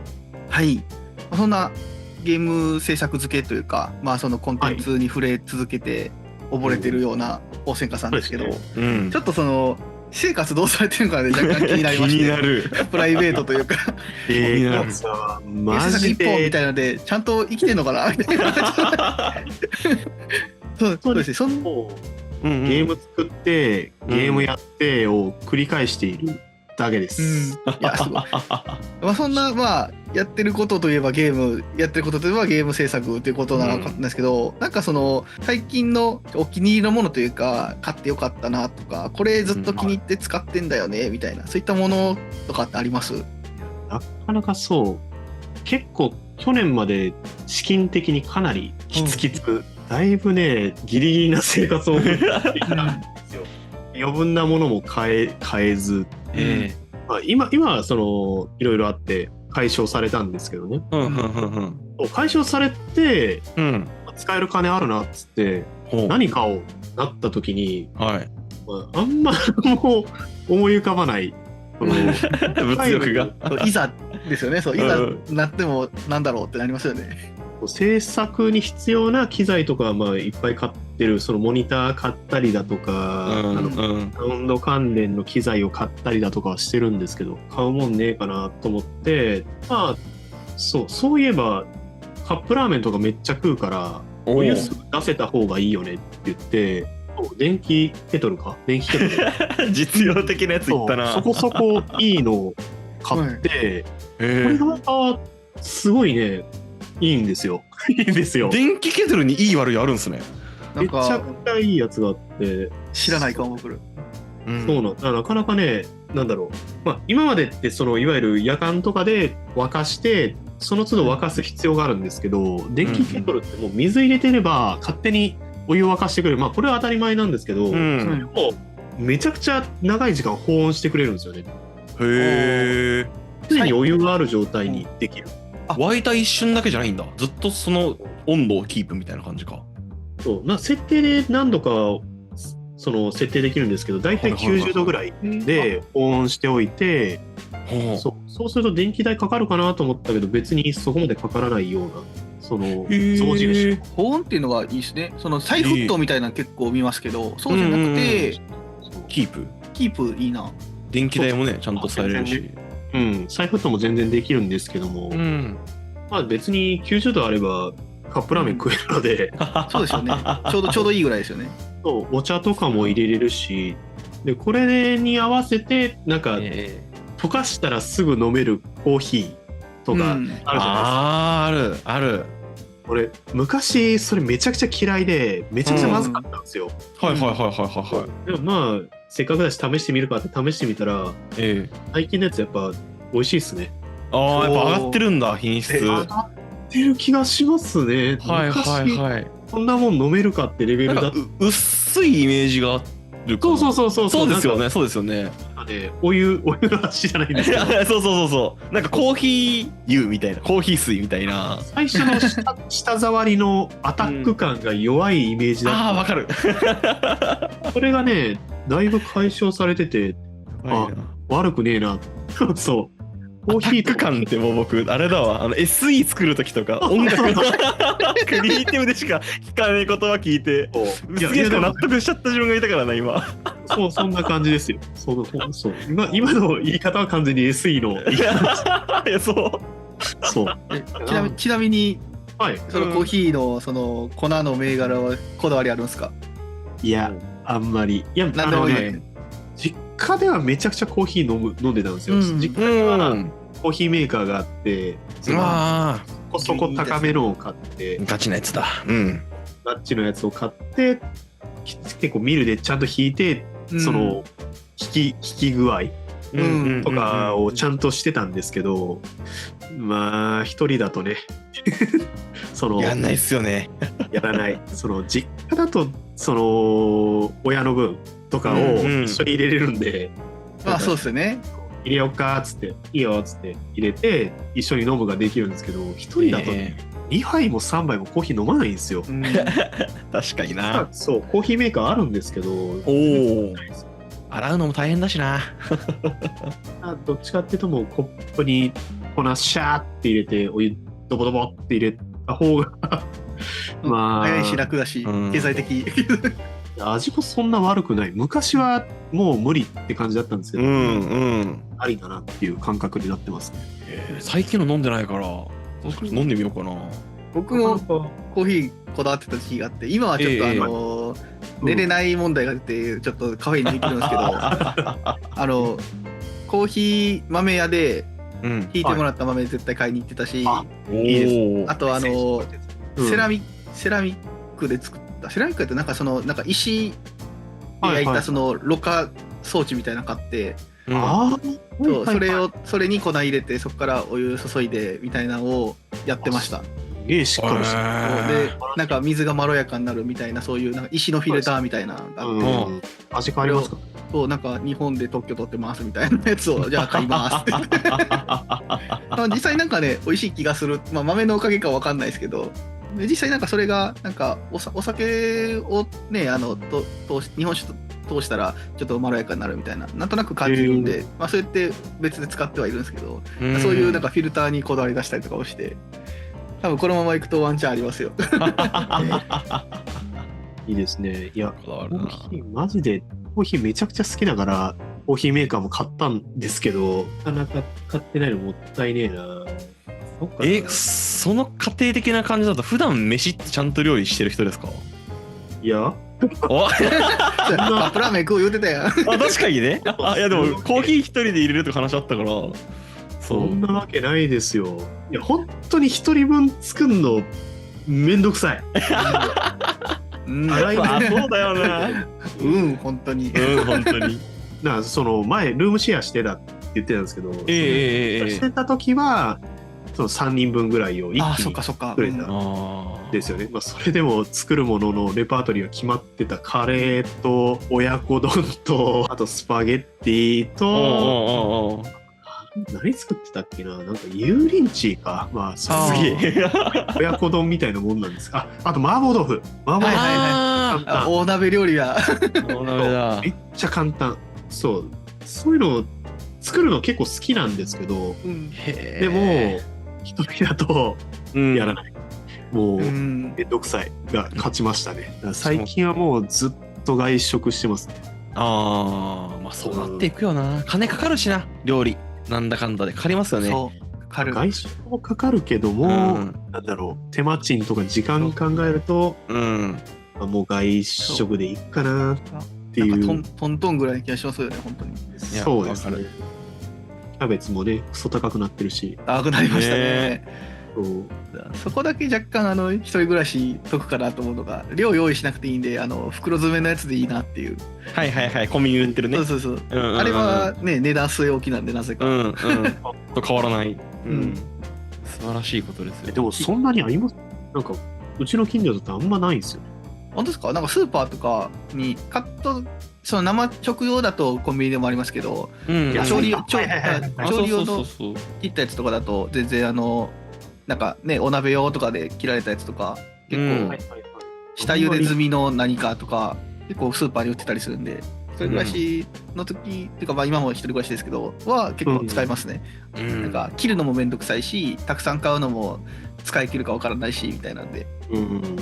結構コンビニとかで物を買う時って、買うものルーチン化してるんで。わかります。他のものが目に入らない。もうこれとこれとこれとこれっつって大体決まってしまってて、な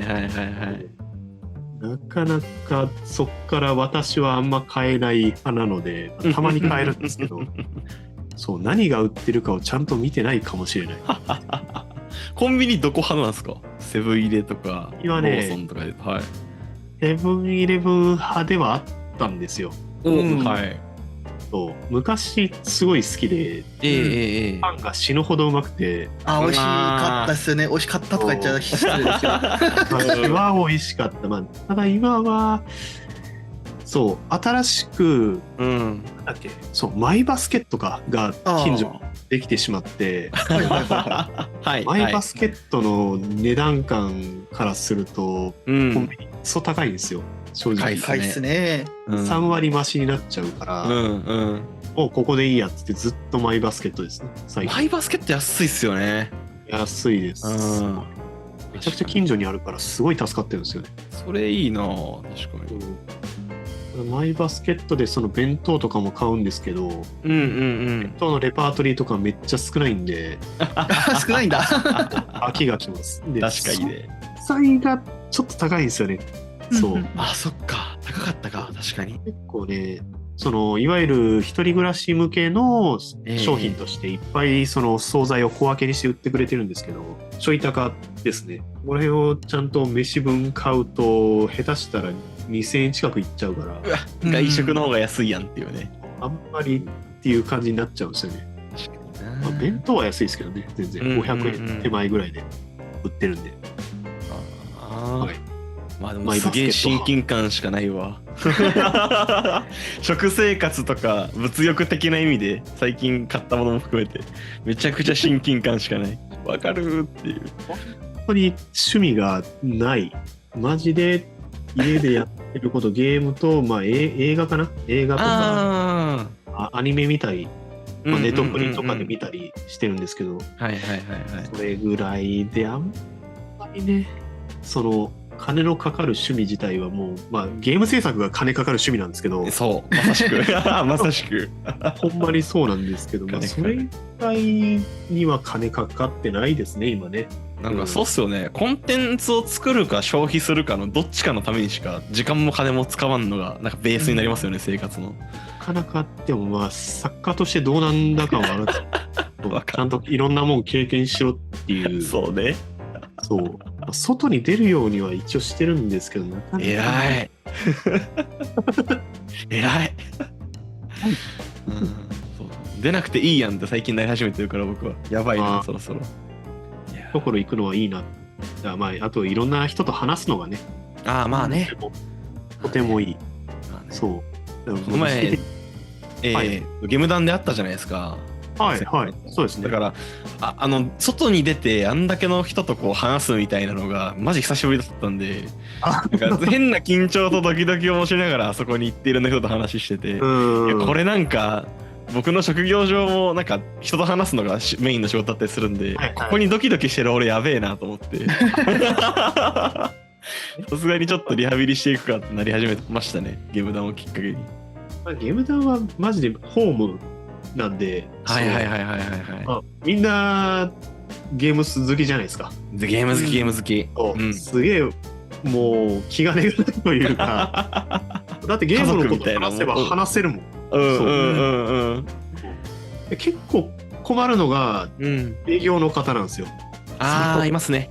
社内営業の方で結構お仕事の話言うたらマーケターの方が多いんですけど、なかなかね他業種から、インディーゲームちょっと見に来ましたみたいな方もやっぱいらっしゃって、そういう人たちと話すときに話の広げ方的にやっぱそっちの業種どうですかとかなるじゃないですか。なかなかやっぱむずい、ついていけない。多かったりして。そう結構ね話すのむずいなと思いながら寄り添ってくれるんですけどね、めちゃくちゃこっち側に。そうですね。めちゃくちゃ寄り添ってくれるんだけど、もうプロの方だから、そういろんなことを話したりこっちのことを聞いてくれたりすごいいいですけどね。熱く語り合うとかにはなかなか発展せず、なんかじゃあこの辺でみたいな。そうなります。じゃあこの辺でみたいな感じのなんかこう。なんかね、全然来ていただいていいんですけど、そう面白いんですけど、人と話すのはむずいなと思いながら話すこと自体は好きなんでね。でもありがたい。ね。いや、ありがたいわ。はい、ありがとうございます。そうですね。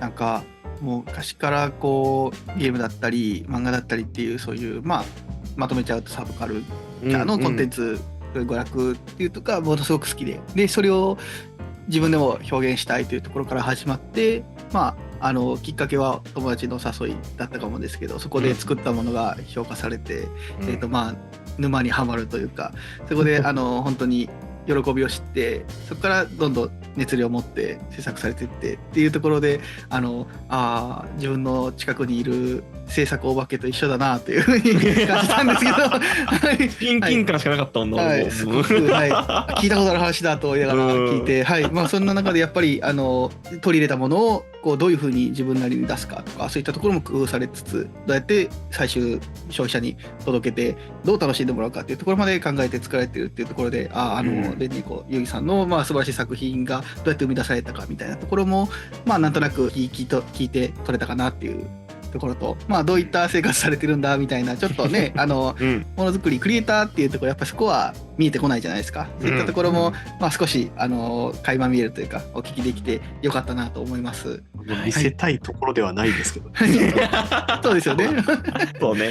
はい、ありがとうございます。以上、質問コーナーでした。はい。ありがとうございます。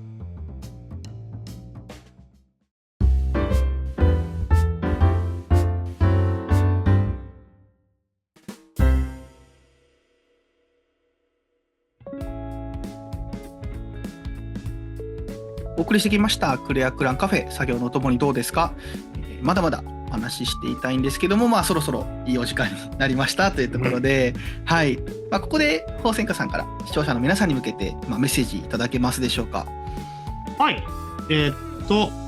我々でんねこ遊戯は現在、ローグライト 3D アクションゲームの無限オロ閣というものを2025年度中に発売を目指して開発中です。楽しみですね。年度っていうのがミソで、ミソですね。ちょっとね2025年中にはと言いづらい状況になって申し訳ありません。ここを借りて謝罪したいと思います。いいえ、楽しみにしてます。頑張って開発していますので、応援よろしくお願いしますね。そのフォローなど、あとあれですね、Steam ページのウィッシュリスト登録などしていただければ凄まじい励みになります。この数字めちゃくちゃ大事なんで、本当に、よろしくお願いいたします。はい、レトラちゃんマジ可愛いんで、とりあえずもう宝泉家さんのツイッター見に行ってキャラクターのムービーを見てきてください。いや本当いい動きしてますよね。マジ可愛いね。ウィッシュリストすでにあるよみたいなのをそこで僕知って、ポチらなきゃと思いつつ、ちょっと Steam を開く時間がなくてちょっとこの後しておきます。この後しておきましょう。じゃあよろしくお願いします。よろしくお願いします。本当によろしくお願いします。ありがとうございます。皆さんもぜひウィッシュリストの登録お願いいたします。はい。じゃあ我々クレアクランからも皆様に少し宣伝させてください。ではカフェ屋さんお願いします。はい、じゃあ僕の方から宣伝させてもらいます。1点が、今プロジェクトレインという名前の新しい 3D のアクションゲームを作っているところです。まだタイトルは決まってません。で、冬込みのタイミングでそのプロジェクトレインのアルファ版のロムを、出したんですけれども、それが好評いただけて完売にもなってっていうので、ダウンロード版も欲しいというお声ももらったので、今ブースというサイトを使ってダウンロード版の方を販売しております。値段200円で販売しておりますので、よければぜひ触ってもらって、リリース版はまたもうちょっと変わったゲーム感になってくるかなとは思うんですけど、今のやつもなかなか面白い手触りにしてみておりますので、興味がある方は触ってみてください。はい。で、もう一点です。今やっているこのクレアクランカフェですね。今やってるこのラジオについて。で、ゲストの方、全然随時募集しておりますので、興味があるよって方は、ぜひ、応募ください。で、応募する際には、神エナのツイッターの DM の方に連絡もらえますと、やり取りできますので、クレアクランラジオ興味があるので、ぜひちょっと出たいですっていうので、応募いただければと思います。はい。ゲームクリエイターだけではなくて、BGM アーティストでも、コンポーザーでも、SE の方でも、声優さんでも VTuber でも、実況者さんでも、どんな方でもクリエイターであれば幅広く、ゲストとして呼びたいなと思っておりますので、はい、興味があればまず一声かけてもらえたらなと思います。はい、僕から以上です。はい、皆さんのご来店お待ちしております。よろしくお願いします。はい、いやもう本当に本日ね、めちゃくちゃ内容濃くてすっごいいろんな話聞かせてもらったんですけどもいやまあ僕的には実際ね僕は作ってないものづくりっていうのはあんまりしてないというかしてない側なんですけども、そういったところでも特に印象に残ったことっていうのはあれですね、やっぱりそう作るためのその前段階というか、こういったところを注目してるで作品をこうインプットというか取り入れてますよとか、昔読んだあそこの作品でそれ好きだと思ってたところっていうのをいかにどう自分のなんていう作風というか自分の毛色を入れつつ、表現するかみたいなところっていうのも実際やってたなとか、やっぱそういうところって出てくるんだなっていうのもあって、自分も過去どういったものを見たり聞いたり読んだりしてたっていうところは改めて振り返って、実は僕もその辺今の生活ものづくりっていうのはしてなくても生きてるなみたいなところはちょっと探してみようかなっていうふうに思いましたね。あとはやっぱりいかにこう熱量を入れるためには表現したものをやっぱり誰かに見てもらう、届けて初めて完成するんだなっていうところを改めて、実感しましたので、今後とも我々クレアクラブもその辺頑張っていきたいなと思います。ですね。はい。皆さんは、いや本当に僕も印象に残ったところって店長さんが言ってくれたところかなり近いところはあるんですけど、クリエイティブの源泉の話から今のゲーム業界に思うところまで割となんだろうな感覚が近いというか、すごい共感することが多くて、今日めちゃくちゃ楽しくてありがとうございます。わかるみたいなのがやっぱめちゃくちゃ多かったので、ちょっと次はぜひお酒片手にまた飲みに行ってちょっと語り明かしましょうっていう。はい、それはもうもちろん、いつでもいいですよ、本当に。はい、ちょっとぜひまた予定をお送りするので行きましょう。はい。いやめっちゃ楽しかったです。はい、ありがとうございます。先生、大阪さんも本日いかがでしたでしょうか。そう、めちゃくちゃ緊張しました。すごいね。今も結構ドクドク言ってるらしいんですよ。すごいね。人に聞かせるために話すみたいなことをするの初めてだから、すごいやっぱり。でも楽しいですね。嬉しい。やっぱ話すの自体は好き、聞くのも大好きだし、話すのも好き。これいいですね。やろっかな、うちもね。いいじゃないですか。呼んでください、ゲストで。じゃあ行くんで。全然呼びますよ。やるのか。ただそう今時間がやばいんですよ。忙しそうにね。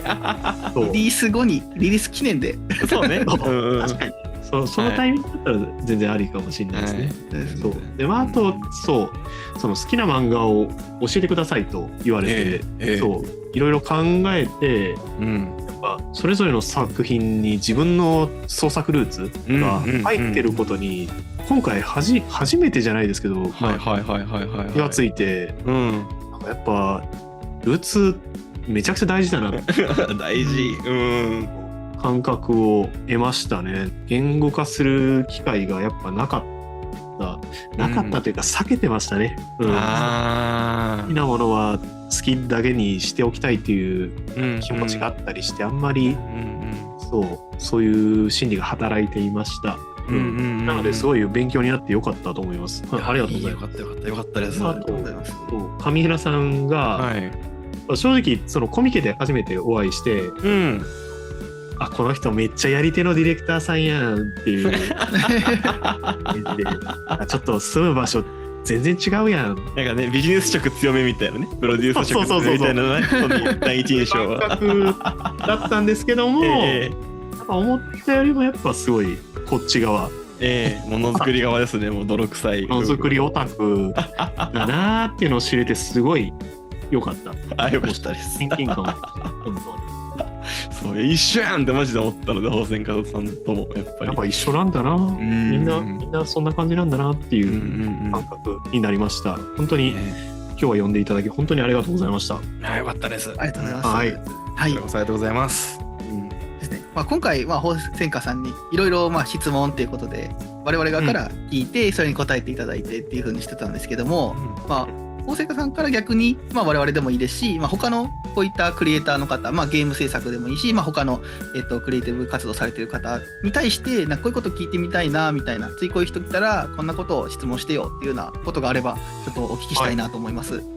これはね、いろんなクリエイターさんに聞いてはいることなんですけど、やっぱどうやって一緒に創作するメンバーを集めているかっていうのが、自分自身結構今も悩んでいる、その足りないメンバーをどう集めるか。結構やっぱその人によって温度感って全然違うじゃないですか。こうやりたいとかで、あとその人自身にも表現したいものがある、はっきりしたものがある場合は、正直その人自身がゲーム作った方がいいじゃないですか。わかる。個人でやった方がいいってなっちゃいますよね。あなたは多分自分でやった方がいいとか、そういう気持ちになっちゃうことって結構多くて、なかなかちょうどいい人を集めるのってめちゃくちゃ難しいよね。仲間集めむずいな。多分結果論になっちゃうとは思うんですけども、やっぱどうやってメンバーを集めてますかっていうのは聞いてみたいことですね。ありがとうございます。もうぜひそうですね、グループで活動されてる方来たらぜひ聞いてみようと思います。そうね、聞いてみましょうか。そのグループでやってるかどうかもわからないから、もしかしたら一人でやってる可能性も全然ありますよ。次来る人がですよね。全然ありますよ。そう良かったのかな。いいですよ、いいですよ。むしろ今いろんな人から質問を集めていって、質問できるタイミングで聞いていくってやってる。なるほど、了解です。全然大丈夫ですよ。はい。そういう点ではまあ先に勝手に答えちゃうというかあれですけど、クレアプランはどういった経緯で集めたんですか、神谷さん。確かにね、うちも大所帯になってきてるもんな。ただ、やっぱベースは大学の頃に一緒にものづくりしてた、同じチームでものづくりしてた「ブン回しヒーロー」っていうゲームを昔作ってたんですけど、その作品を卒生で作る時のメンバーがやっぱ中心にはなってて、その時にやっぱ一緒に作りきった達成感とか気持ちよさをもう一回ちょっと味わいたいよねみたいな、ある種お金じゃないそういう体験ベースでつながってるのがそこのつながりであって、でもう他にも全然やっぱそれ以降に一緒に仕事をしてて、お互いこう創作活動してて、気があって一緒に作ろうぜってその仕事のつながりで入ってきた子もいれば、あとゲームジャム行って同じ班で、それも同じで物を完成させきったみたいなのをすごくこうお互い気持ちよかったねって言って、それと続きをうちのサークルでやってみないみたいな話でこう、ぜひみたいな感じで入ってくれたりとか。なんかそういうゲームジャムめちゃくちゃ再現性あるじゃないですか。そう、めちゃくちゃありますよ。ジャム結構おすすめなんですよね、仲間集め。そうなんだ。俺ゲームジャムやったことないんですよね。そうなんだ。僕逆に黙々会行ったことなかったんで、なんかそこお互いちょっと補完できるかもっすね。確かに。会はメンバーというよりかもう作ってる方々が集まって、そうですよね。なかなかそのメンバー同行っていう話にはなりづらいんですけど、確かにゲームジャムだとその一芸に特化した方、ゲーム作ってみたい一芸に特化した方とかだと誘いやすい。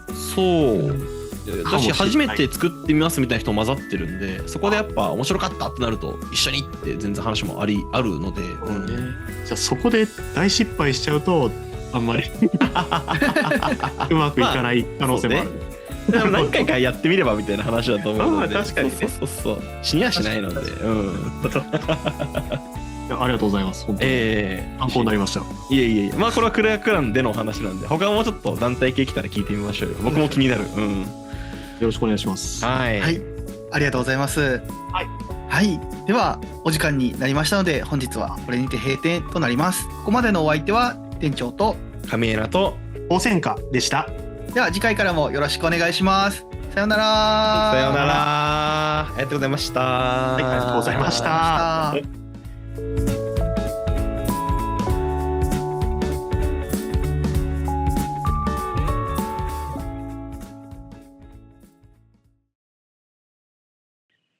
い、カット。